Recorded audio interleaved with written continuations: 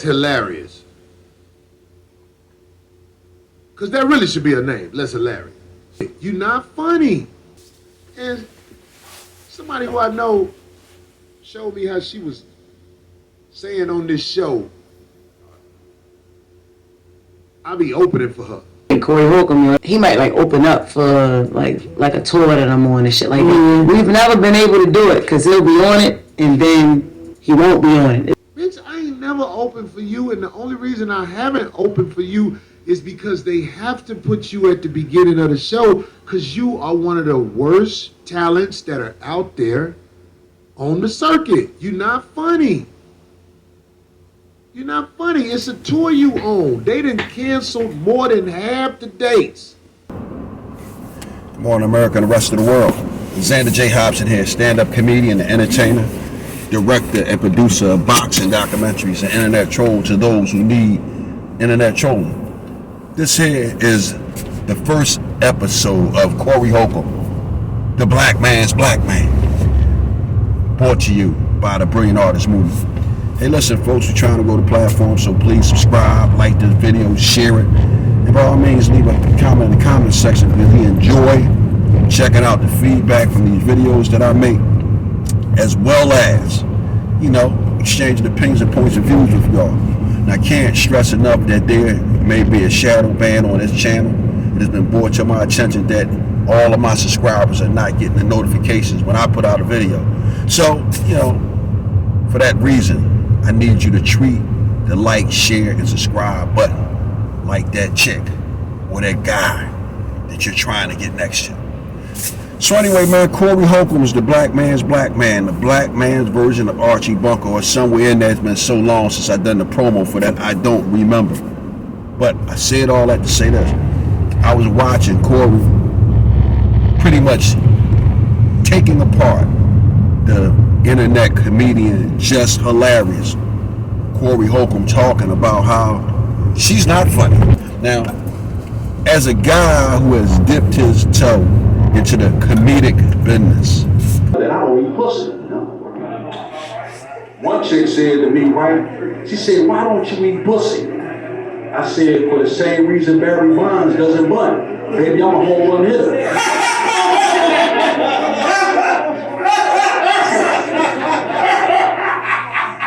I will say this. Corey Holcomb was absolutely right. And I'm not talking about Jess Hilarious. This ain't even about Jess Hilarious as far as I'm concerned. Corey could talk about on these clips, but I'm talking about as far as being a comedian goes.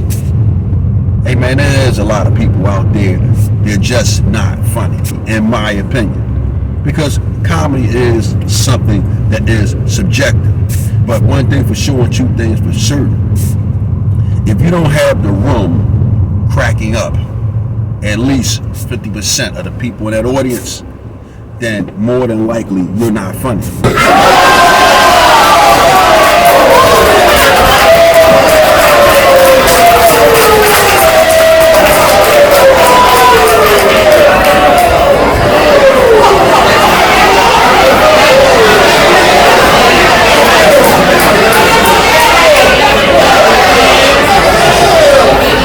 And I'm gonna tell you why a person that's not funny is a problem. First of all, if you're not funny, you're in the way of the people who are funny. See, this is what happened when Less Hilarious first came out. People was going to see her. She blew up pretty quickly for her. People was going to see her. But they found out, oh, this ain't shit. And we talk about the bitches that like her. Even if bitches like you, they still not finna pay money for a ticket to watch you go up there and bomb. Number two, when someone books you for a show, or you find yourself on a show, and you're not funny, that's not fair to the people who paid their hard-earned money to go to that show.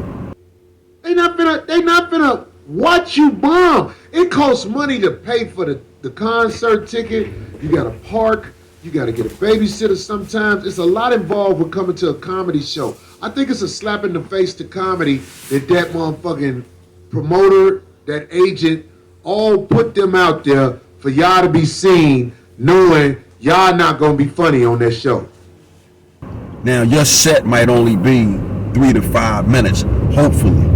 And in that way, the audience may only have to endure 3 to 5 minutes of someone not funny. You know, at that time you could check your phone messages, you could talk to your husband or whoever you're with about that thing that y'all did. You know, all the things people do when they're not really paying attention to a person that's funny. Ain't nobody coming to see that shit, nigga. That shit suck. It's too many niggas that should not be on tour touring. Let me tell you something. A person who's not funny, they can literally drain the life out of a room, man. What? Is they still on stage? You still up there talking? Because that's what happens, right?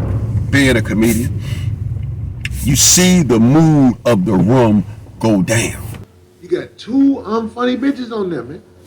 You got two of them, not one. Two of them. They face on the poster. Bam. So, bitch, listen to what I'm trying to say to you. You can say whatever you want to say about an OG like me, but bitch, you going around talking about I opened up for you.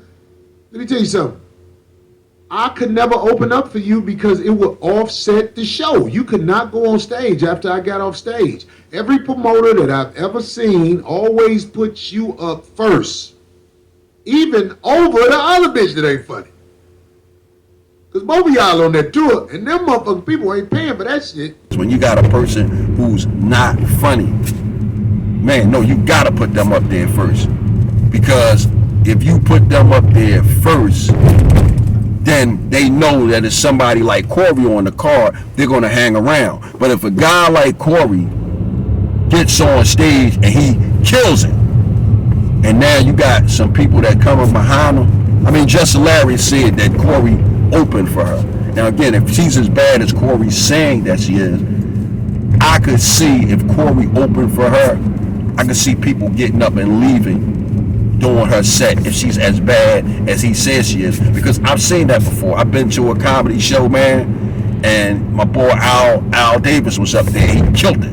He was one of the first or the second guys that got up there. And Al got up there, and then after Al got up there, it was this guy that came up behind him and started telling jokes and whatnot. He had this morbid, dark humor. And man, I'd never seen anything like this in my life. At least half of the people in the club got up and walked out. Oh man, I felt so bad for that guy, man. But at the end of the day, he had no goddamn business even doing comedy, man. That dude needed to be fixing cars, man, or maybe he should have been breaking in people's houses or some shit like that. But he damn sure ain't had no business doing no comedy, man. The way those people just got up, man. They got up and got out of there, man, like somebody let loose a tear gas bomb in that joint, man. That's how quickly these people started dispersing from this comedy show. Maybe like about a good 3 minutes into this guy's set. Let me tell you something. Les Hilarious is one of the people that the system chose to put out there to represent us. She had a real shot. Then she was on an airplane talking crazy to some people, and they canceled the TV show she was on that week. Check the facts checks on this stuff I'm saying. Her arrogance and lies really blow my mind, because if I opened up for somebody, I admit I opened up for somebody. I mean, it ain't no shame to me. I'm out here working with no Hollywood. Look, the bitch talked shit about Country Wayne before, and Country Wayne showed you how to get money on the internet.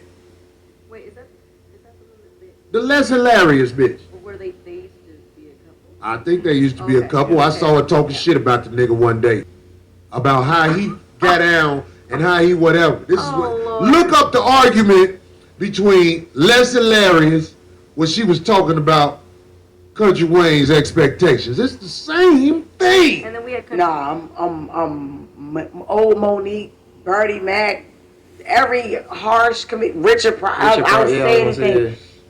This nigga was like, all right, we can co-headline a tour.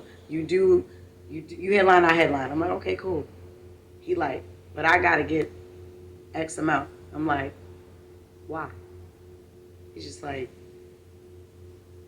just for one, I'm the man, and then two is you're my woman. No, that's not what we're doing. Cause you see, I sell out shows. I put asses in seats. I could if I could see if I was just starting out. I could see if I wasn't Jess. I'm Jess.